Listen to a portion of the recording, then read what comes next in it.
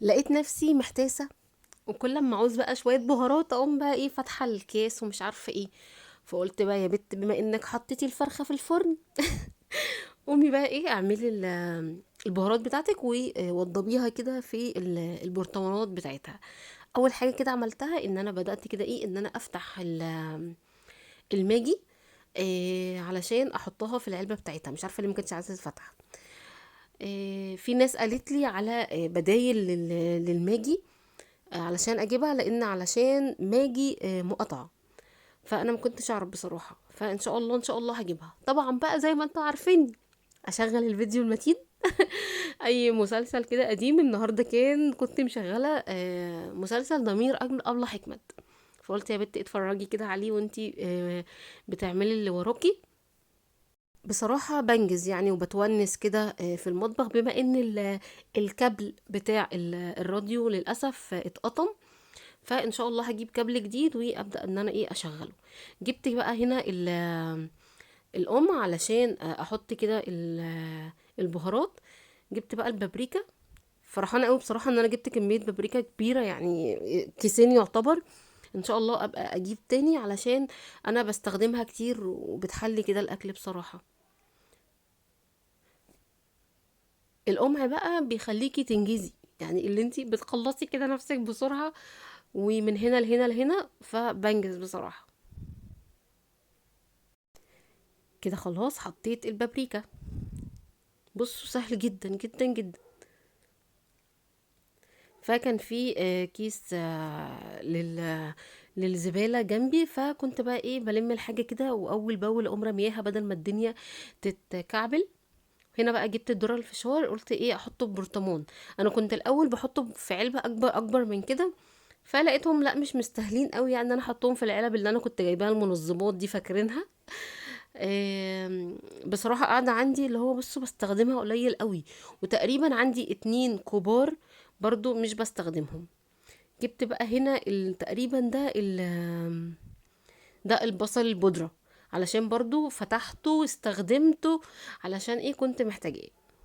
بس كمية البصل البودرة كده يعتبر عندي مش كتير، فعايزة اجيب تاني وان شاء الله هحاول ان انا اجيب من اللي هو البصل المجفف، علشان بصراحة طعمه مميز قوي قوي قوي لما بيتطحن، بصراحة غير ده خالص خالص خالص خالص. حط بقى ايه الكاري بتاعي الجميل. لقيت عندي شوية من الكاري، انا قلت لا انا ما عنديش خالص، وكنت ناسية ان هو يعتبر عندي كده يعني يعمل اكلة. فبس برضو زيادة الخير خيرين. جبت كده قصت كده نص الكيس واحط فيه القمع. طبعا زي ما قلت لكم، بخمسة مش عارف ايه، بخمسة كركم، بخمسة كاري، بخمسة توم بودرة، وهكذا وهكذا. هتلاقي عندك كل مرة على مرة هتلاقي عندك كمية بهارات حلوة، انك تقدري انك تعملي بيها الاكلات بتاعت الايام دي اللي هي بهارات. هي دي بهاراتها، هنعمل ايه؟ ما ينفعش انك تحط لها مثلا توم عادي او بصل عادي، لازم التوم البودرة والبصل البودرة. حتى برضو الكركم لقيت عندي كمية حلوة، اللي هو ايه ده انا عندي كتير الحمد لله. ففرحت بصراحة يعني.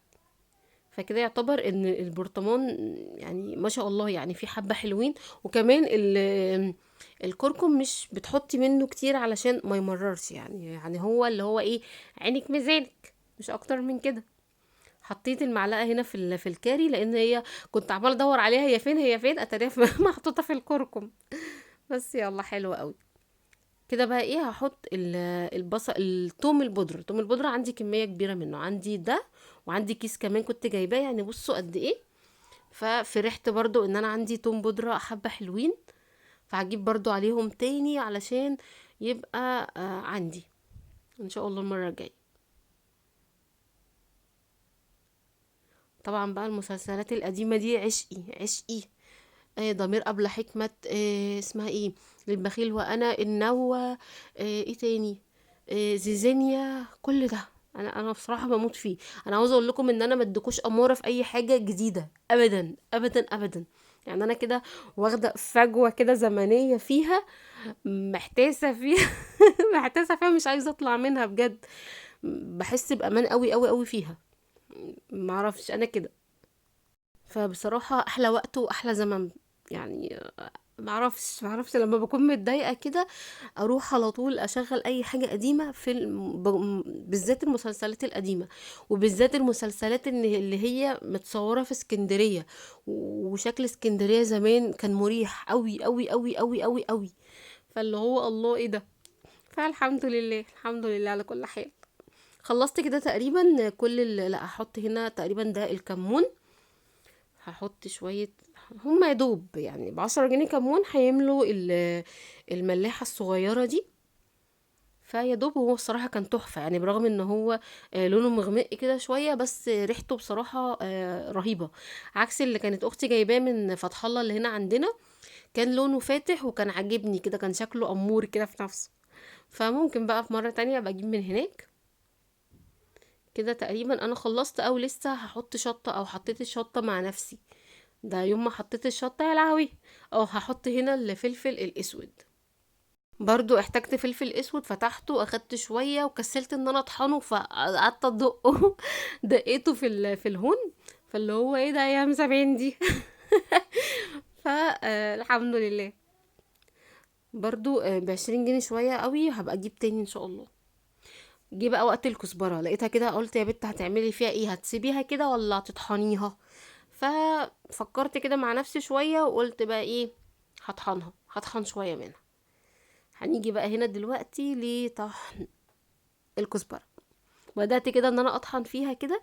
نقيتها طبعا نخلتها كل اللي هي العيدان الصغننة دي كلها نزلت. بصوا، طحنت كده وقعدت اعبي في العلبه دي كنت بحط فيها اللي مش مطحون.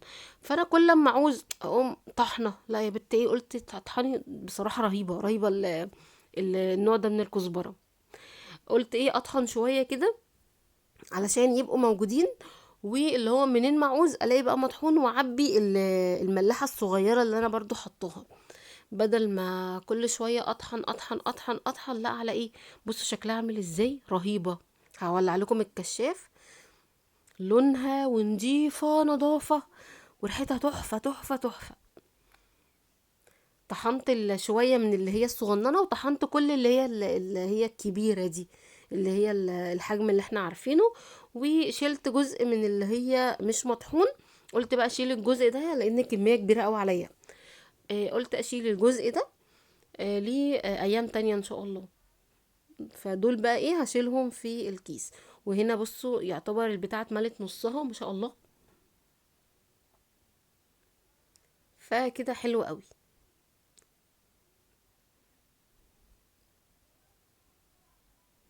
بس كده يا بنات، ده كده كان كل الفيديو. اشوفكم بقى ان شاء الله في فيديو جديد.